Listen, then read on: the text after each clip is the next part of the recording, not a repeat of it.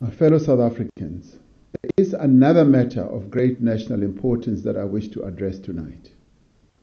In the past few days, we have seen sporadic but increasingly violent protests in some parts of the country.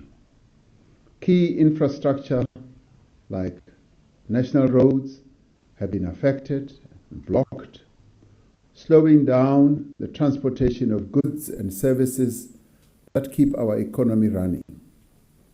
Property has been destroyed, cars have been stoned, people have been intimidated and threatened, and some have even been hurt. I even heard that some people may have died. These acts are endangering the lives of people and damaging our efforts to rebuild the economy.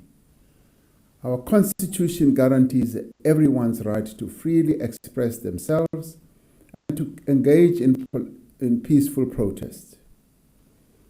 While there are those who may be hurt and angry at this moment, there can never be any justification whatsoever for anybody to embark on violent and destructive and disruptive actions that negatively affect the rights of others. It is a matter of concern to all South Africans that some of these acts of violence are based on ethnic mobilization.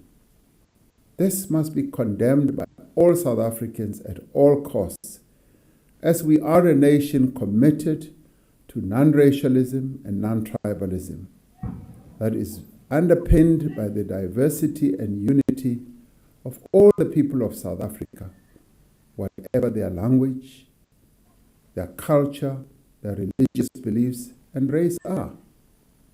Our commitment to our democratic constitution is based on the fundamental principle that all people are equal before the law, and that all people have the right to equal protection before the law.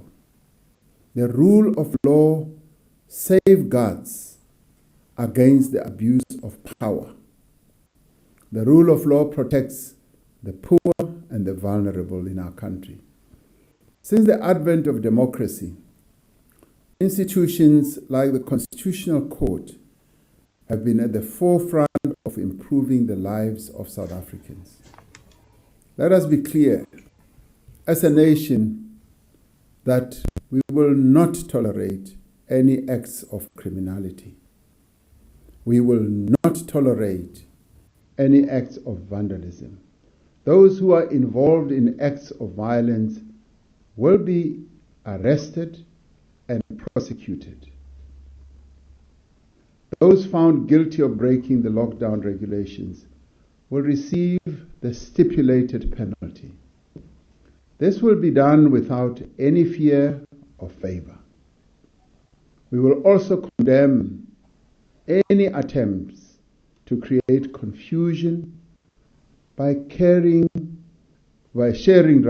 false images and videos, often from events that took place many years ago. These videos are being propagated and sent around to confuse people and to scare people. I ask that you think carefully before sharing anything on social media or elsewhere that may not be accurate or verified. The vast majority of people in this country have shown that they want to live in peace and harmony. They want to work and earn a living. They want to see our country recover from this pandemic. We are confronting COVID-19 pandemic together. And we cannot, therefore, be distracted from our purpose by those who are resorting to vandalism and criminality.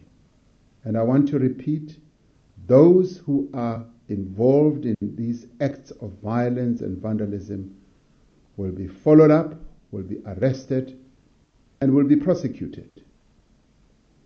We are working to rebuild our economy so that more jobs can be created, so that more businesses can be supported, and so that we can put food on the table, send our children to school, and support our families.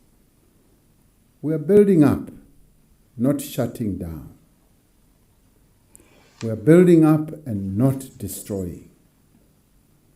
We will remain focused on protecting health and saving lives. We will work as never before to ensure that everyone is vaccinated in our country. We will rebuild our economy and create jobs. We must forever